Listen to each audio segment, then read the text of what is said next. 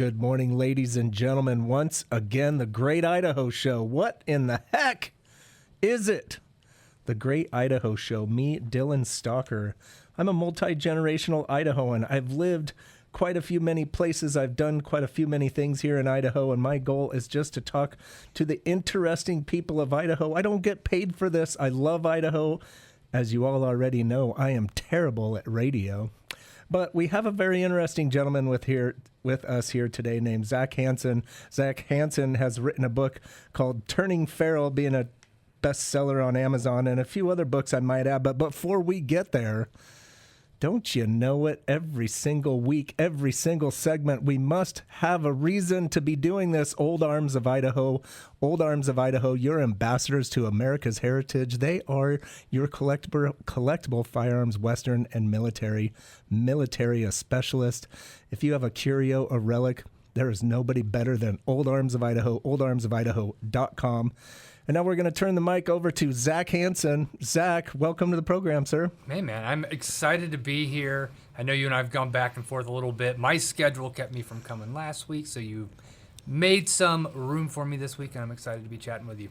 Yeah, me too. I am so appreciative of that. You know, life is about flexibility, right? Life is about patience. Life is about acceptance, forgiveness. There's nothing to forgive here. You're here.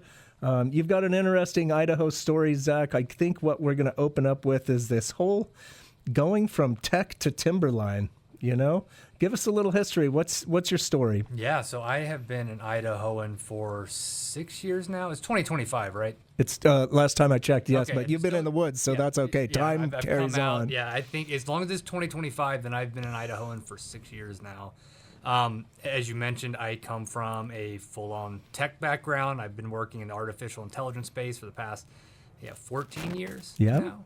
But got a bit disillusioned. Machine learning. It's been going on for 2 decades. People don't realize that. But more than that. Yeah. I mean, really the roots of artificial intelligence were really completed in the 1950s. Sure. It's just now we're getting to that point where we have the compute power to back up all the math that we theory mapping and all that, right? Yeah. But yeah, for the past 14 years, that's what I've been in, and I got a bit disillusioned with being on a plane every week, living in big cities, and ultimately I had a divorce from my ex-wife, and it led me to the woods of Idaho, specifically Atlanta, Idaho. Atlanta, Idaho. You can get there through the breakneck turns all the way out through Arrow Rock. Such a wonderful washboardy drive on your average day. Or you can come down Edna Creek and get down to the middle fork of the Boise River. What a place to be coming to. Yeah, if I slur my words, it's probably from the CTE I've gained over the last 6 years, most recently going down the Middle Fork Road. Shout out Boise County Road Commissioners. And ultimately, it's rough, but it's an amazing place. It's like getting to Eden or like a utopia when you get to the end of that bumpy dirt road. That is a long trek out there in Atlanta. That is a real pioneering Idaho, if you will. One of my favorite places. Of course, you've got a couple of some of the prettiest hot springs out there.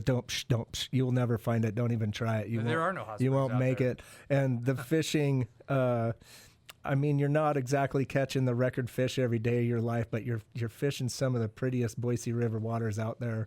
How in the heck, Atlanta? You just closed your eyes and threw a tack down? What's going on? I mean, really, that is about as close as it gets to how it happened. So I went through an unexpected divorce in 2019.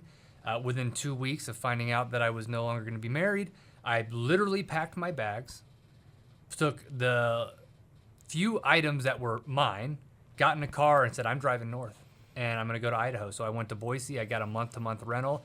And I started working with a real estate agent. I said, I want to be off grid. I want to become a mountain man, and ended up in Atlanta, Idaho. Man, I love Atlanta. Now, correct me if I'm wrong. They do keep that road clear through Edna Creek down there, and they keep the postal service going, don't they? So the postal service is through contract. So in the summertime, it's 6 days a week. Sure. God bless them, the guys who come up there. Sure. Wintertime is 3 days a week. And Edna Creek is cleared up until the first real snowfall. Oh, that's true. Over Swanholm. So I used to go get my Christmas trees. I know it's not. How the heck are you getting in and out? Middle Fork. So, Edna Creek, we get about a good 6 months, and that's a blessing for us because you can get from there to Boise in 3.5 hours, depending on how, much your foot is made of lead. Hopefully not too much. And then, the Middle Fork is our one way in, one way out all year round. That is one heck of a drive there, my friend. Yep. Driven it many times, fished it many times. Certainly worth the adventure. But, your story is going from a tech world to kind of like peeling off the mask and getting into a completely different way of life and writing a book called Turning Feral. Mm-hmm. Tell us about that. Yeah, the book process, I've always been a writer. I've always journaled. I had a lot of interesting things before moving to Idaho. Traveled a bunch all around the world. Really enjoyed just the aspect of writing. But when I came out to Idaho, it was a little bit about truly learning to do things on my own. I had been a part of a system where everything was provided for me, meaning just living in a big city. You can always expect to turn your sink on and water's going to come out as long as you pay your bill. Turn your light switch on, electricity's going to come out. Take your car to get the oil changed, and someone's there to do it for you. You need food, you can go hunt at the grocery store. And I kind of had this disillusion with all of that. I realized that I was not self-sufficient. I realized that if the curtain fell down, I'd be screwed, and the reality is my family would die because I don't know how to provide food for my family.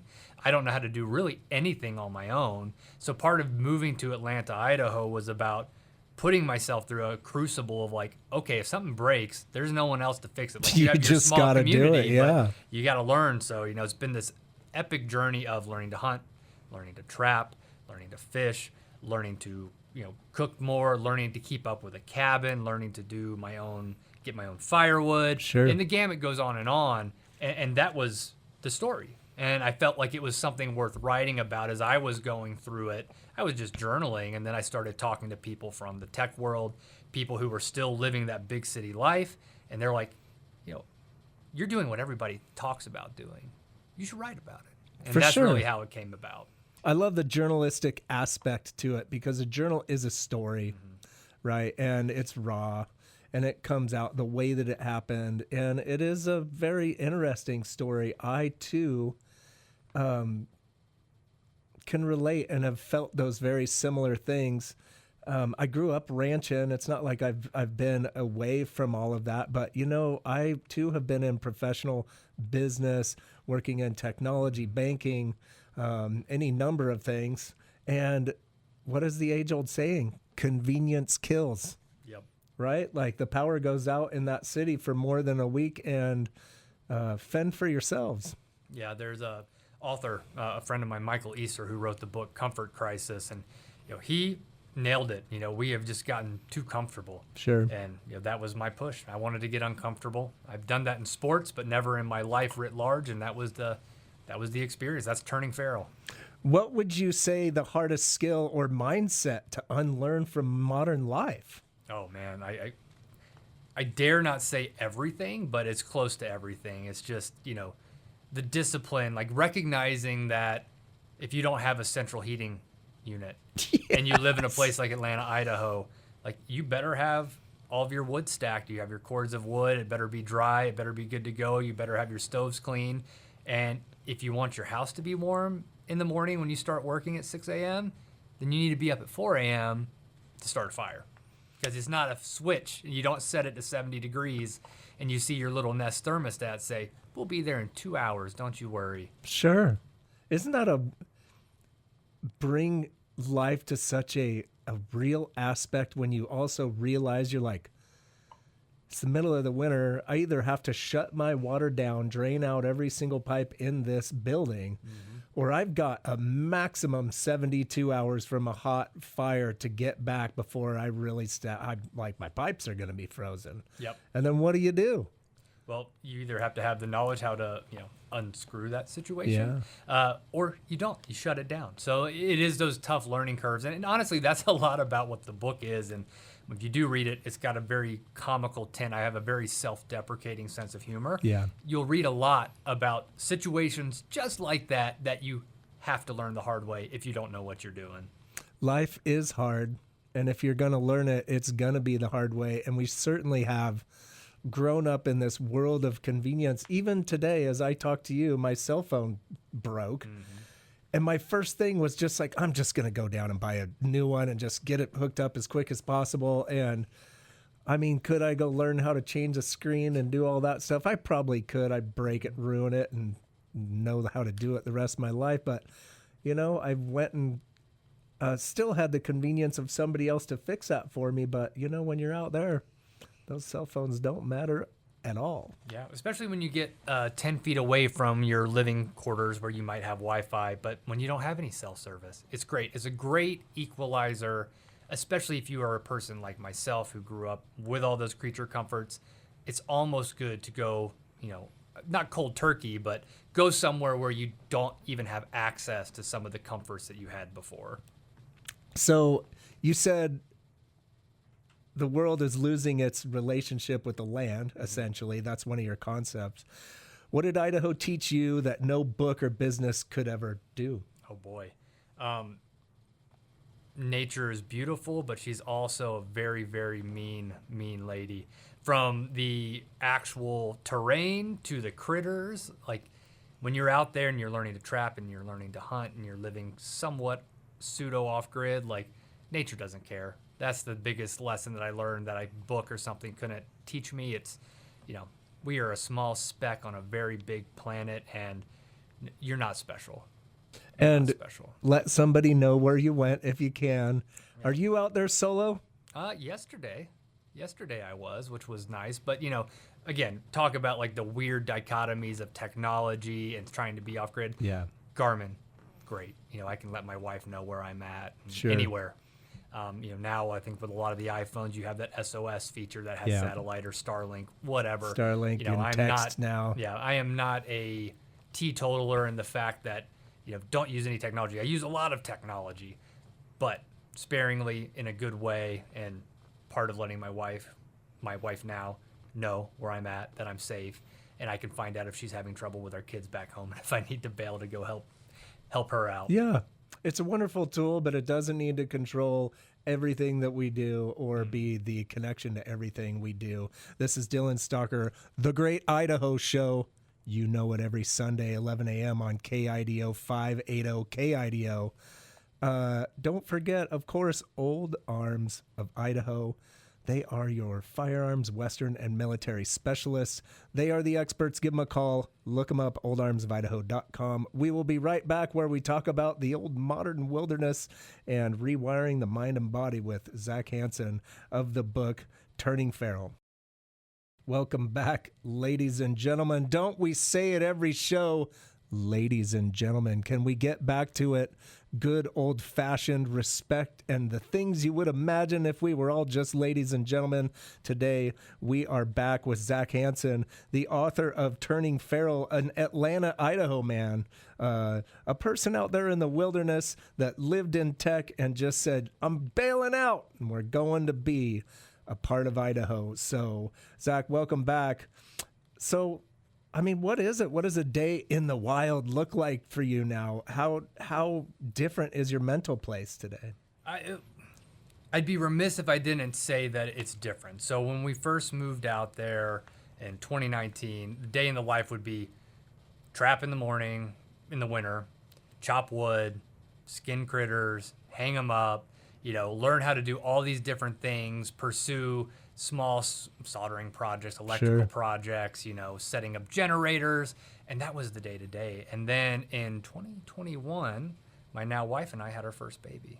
Oh, yeah. So going into hyperactive, that's what happens. Yeah, I mean, time is a flat circle for me, my friend. But, you know, we ended up having 3 kids over about as many years. So this past year, you know, with our oldest now being almost 5 years old, she's getting into sports, different things that we want her to be a part of. So we ended up buying a home here in Garden City, and we've been kind of splitting our time. So I'd be a liar if I said every single day was exactly what it was 6 years ago, where we were full on mountain people. But now we kind of do about 2 weeks on here, 2 weeks there, and you know, each place is vastly different. So here in Garden City, we do everything you'd think you would normally do living in Boise. You know, why not?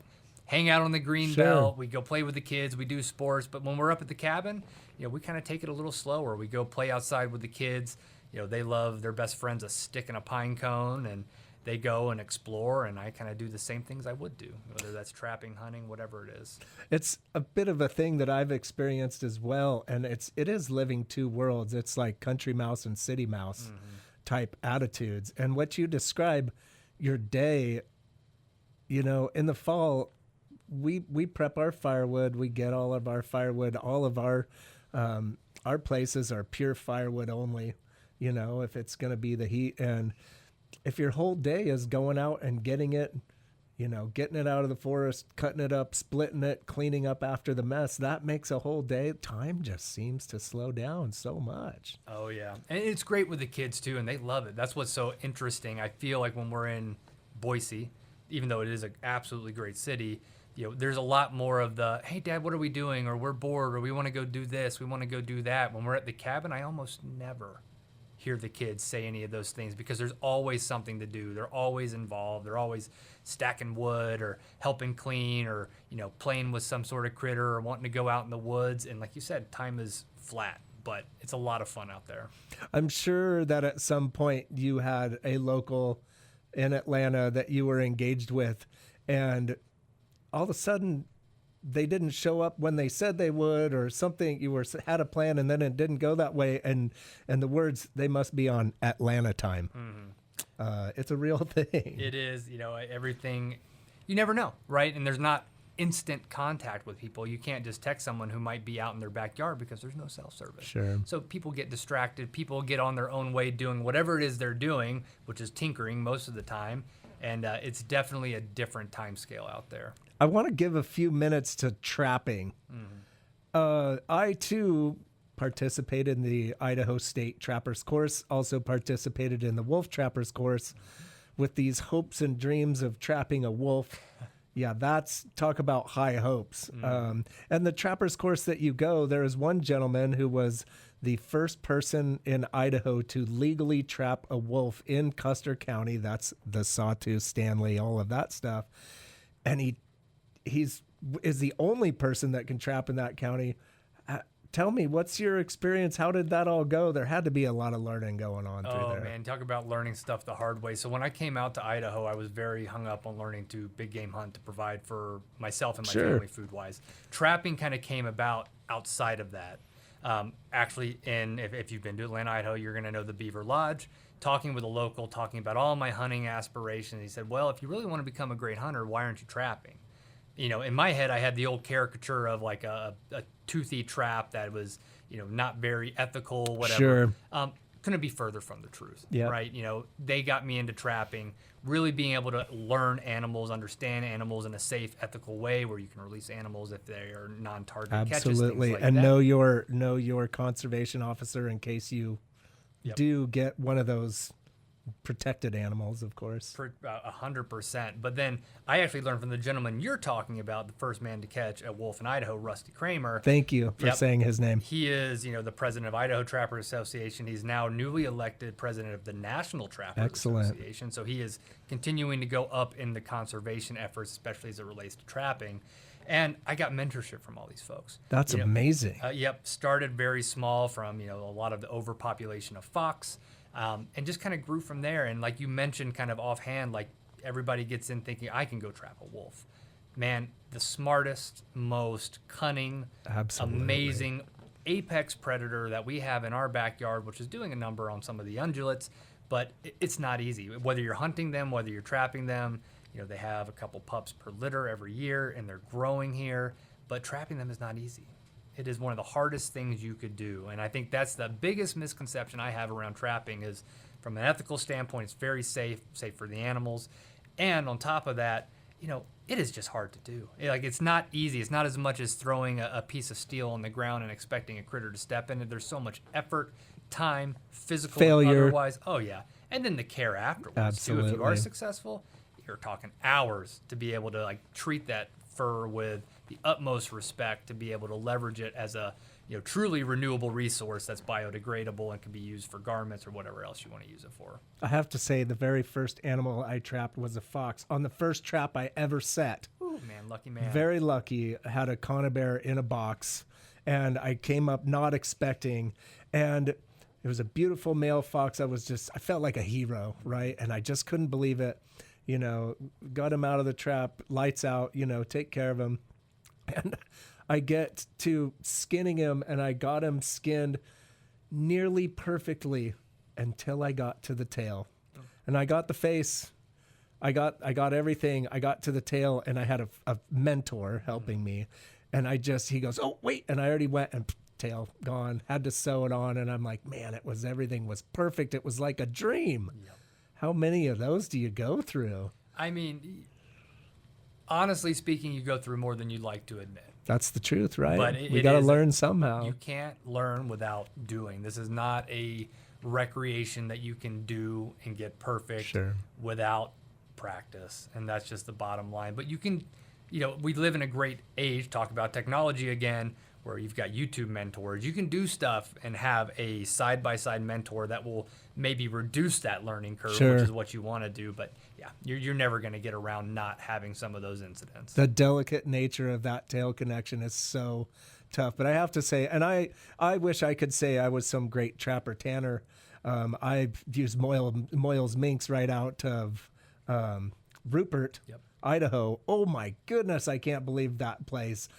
This is Dylan Stalker, The Great Idaho Show.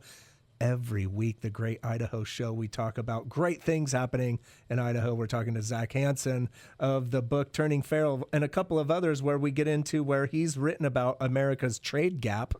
And we'll talk about that this next segment. But of course, this is Idaho. We are a firearms state. Old Arms of Idaho, good old blued wooden metal lever guns, wheel guns, the classics, the collectibles. They are your experts. oldarmsofidaho.com. Don't forget it.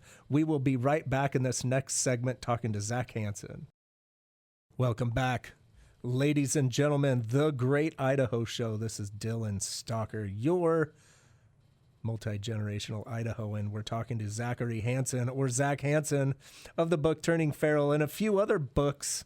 You wrote a book on America's trade gap. I certainly did. It was my most recent published, which came out this past August. There's a lot of talk going on there. Colleges, what do we do with our lives? What's the premise of this book? Oh, man, the premise of this book is we need to be thinking differently about general education.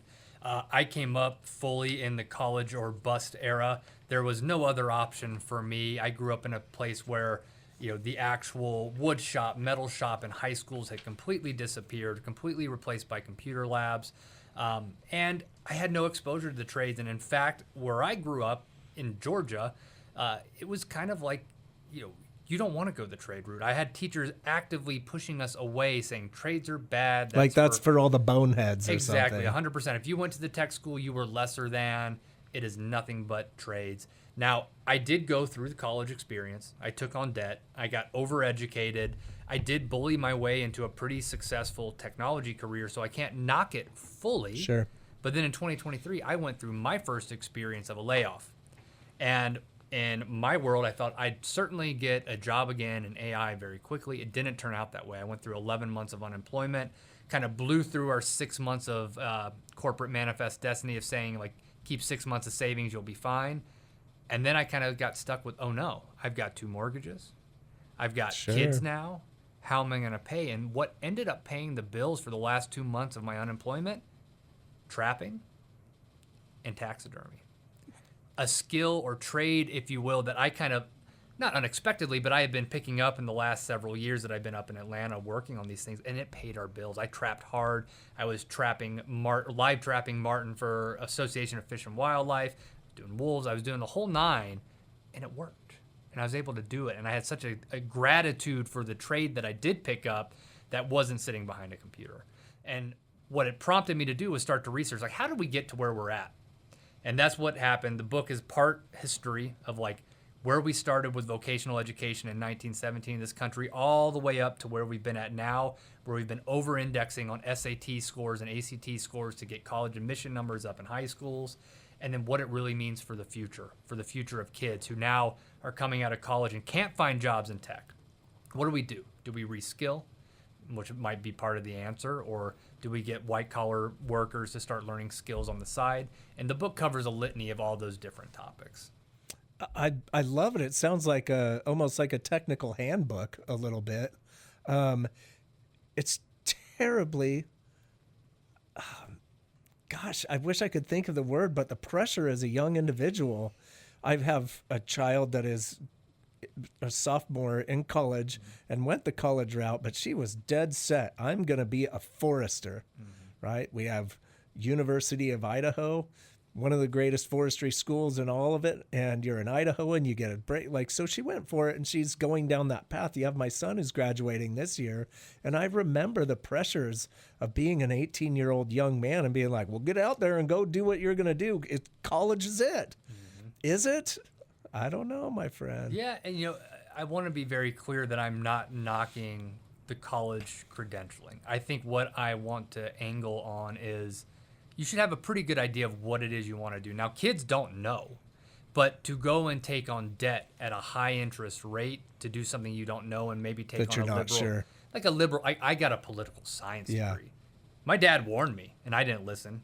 He's like, that's a pretty useless degree. Get an engineering degree, something that has a little bit more tact. But I thought I wanted to be a lawyer. So I thought that would be the path towards. And of course, my life took me a completely different direction.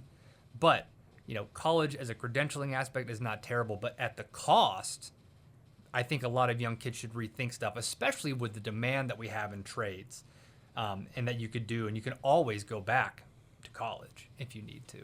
Well, and I think what they don't realize is that it's like what you said. They're programmed to think that that's for all the meatheads.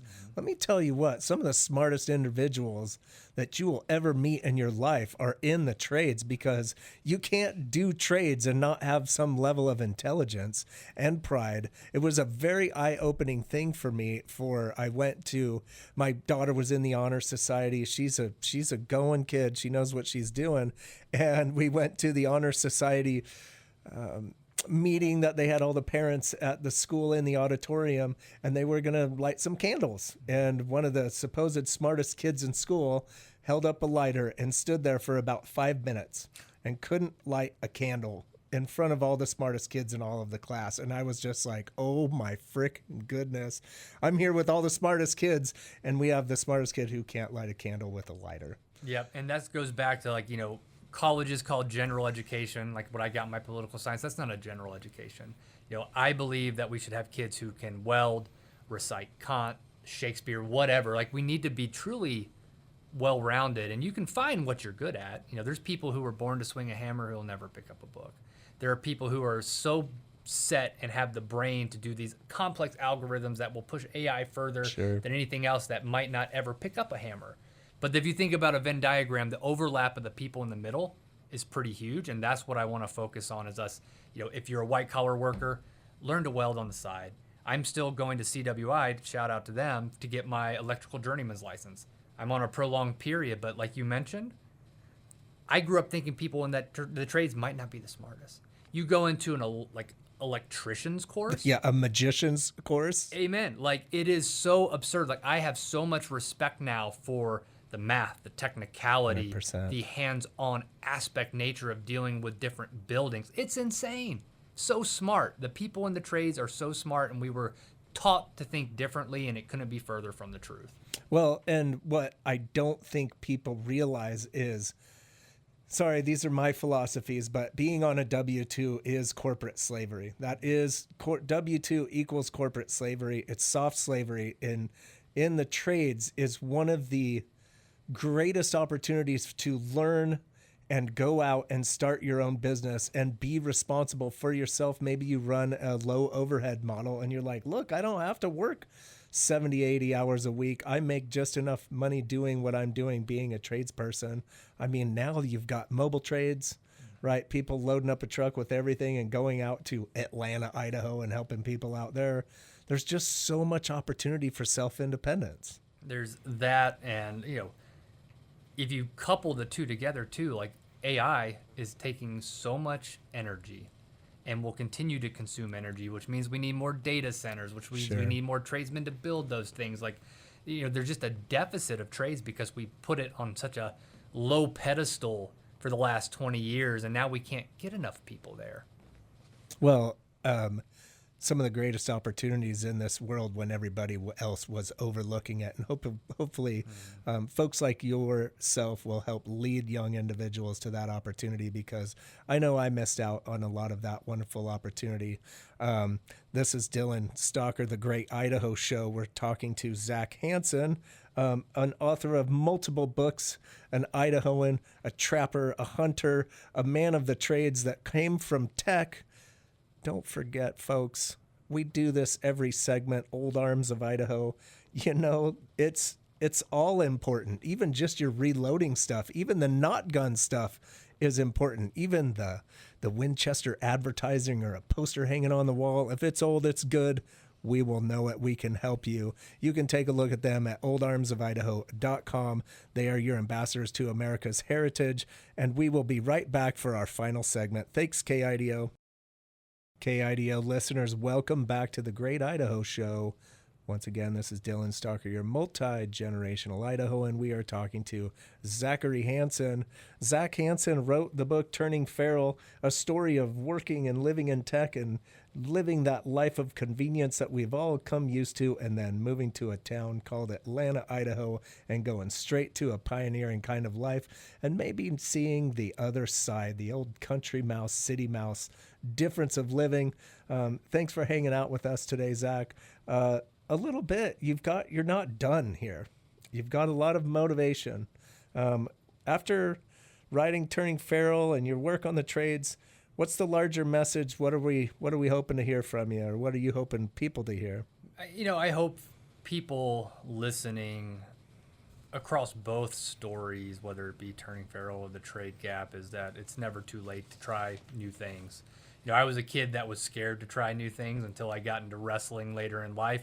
And I learned the hard way how to eat humble pie all the time. Sure. And that's what I would push to people, is try new things. So if you've been in a white-collar finance job, go do a woodworking course.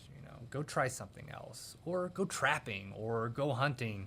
Experience stuff outside of the norm. You might just find yourself in a position where you fall in love with something that you didn't expect to, which is exactly what happened to me, to fall in love with hunting, trapping, the outdoors, and then ultimately, becoming quite the trades advocate, despite not being in the trades myself up until very recently. It's something that I relate to pretty well. People are scared to just try.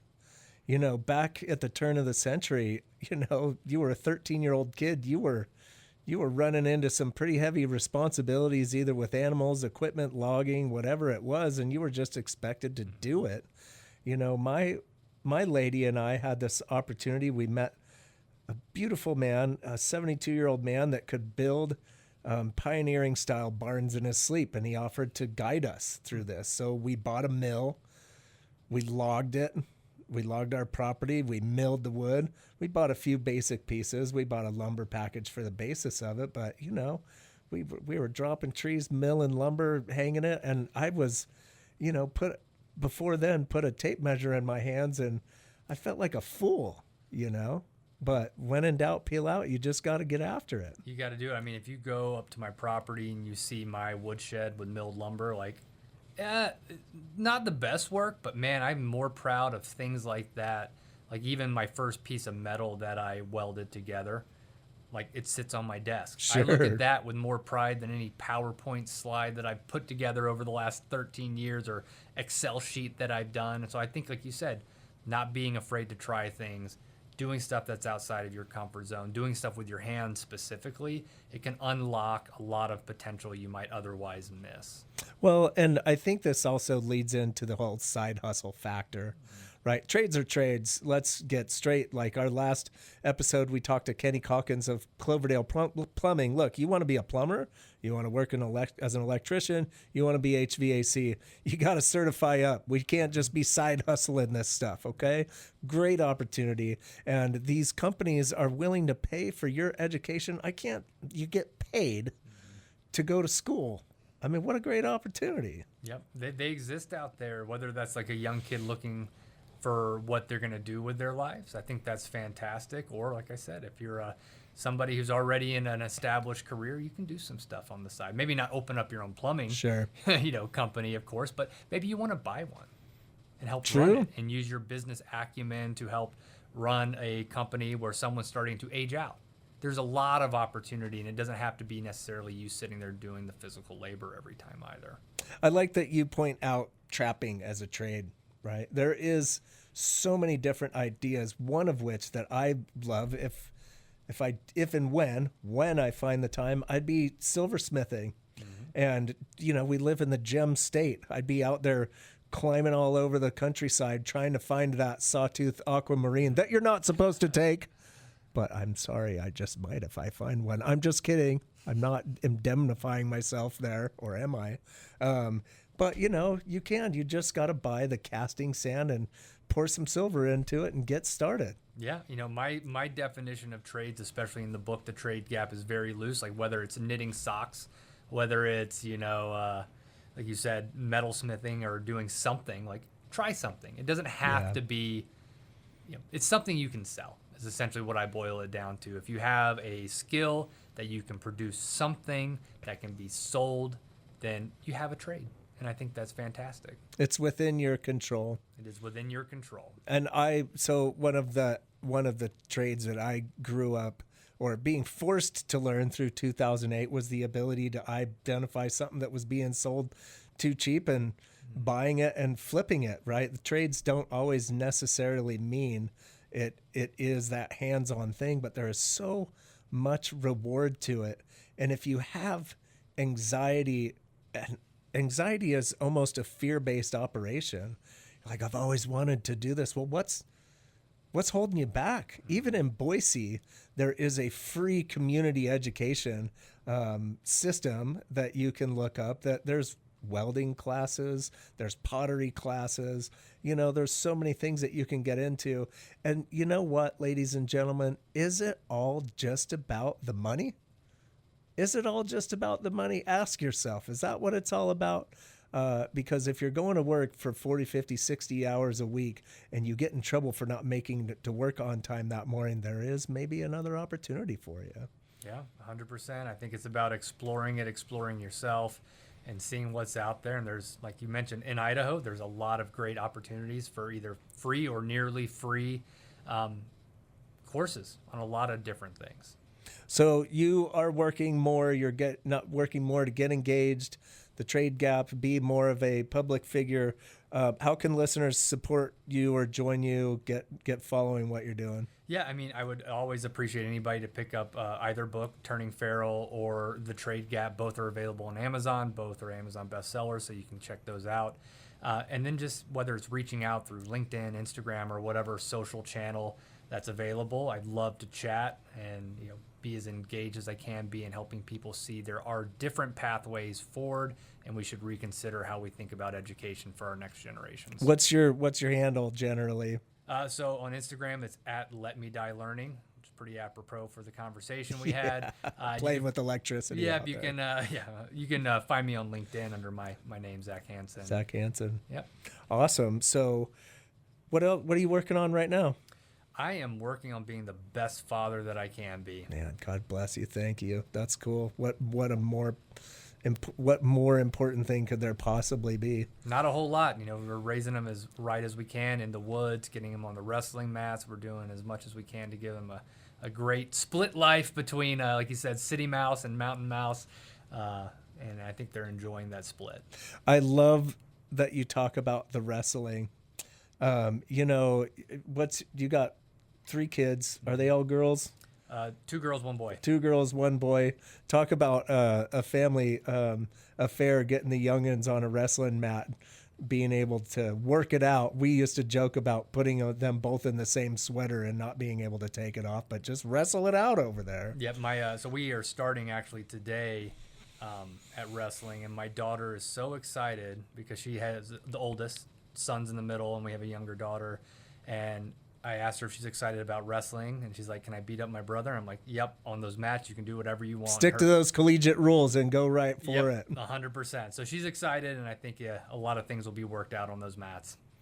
Yeah, it's amazing how young you can introduce children to the wilderness and how much appreciation that they will get in the long life that they have for those early moments. You know, the first fish or just hanging around cutting firewood. Well, my daughter, my oldest daughter, she's been with me on so many different trap lines. She's seen so many animals close up, like beavers. She's pulling and looking at their really intricate teeth. She's really into when we're skinning them, and she's helping us hoop beaver and sending it off to Sure. Moylan mink. Like that kind of anatomy lesson, I think, has just triggered her to be so creative and just a love for animals. It sounds counterintuitive, but she loves them. And she loves getting to explore and pet and touch and understand what we do and then eat it. And For they're sure. exploratory eaters. So like if we eat beaver and do pulled beaver barbecue sandwiches, they love it. And it's just so engaging for them. The trapping subject is such a sensitive subject, but what you're going to find in every trapper out there is that there is a great care and sense for the pastime, and that population management of animals is a very real and important thing, especially managed through most of your state fish and game organizations. And it's not all perfect, ladies and gentlemen, but it is like everything in life. You get out what you put into it. And if we put in care, which I can assure you your trappers organizations are doing, we're wrapping this up this Sunday, 11 a.m. This is the Great Idaho Show. Dylan Stalker here, your multi-generational Idahoan. We just spoke to Zach Hansen of Turning Feral. And don't forget, Old Arms of Idaho. Thank you, everybody.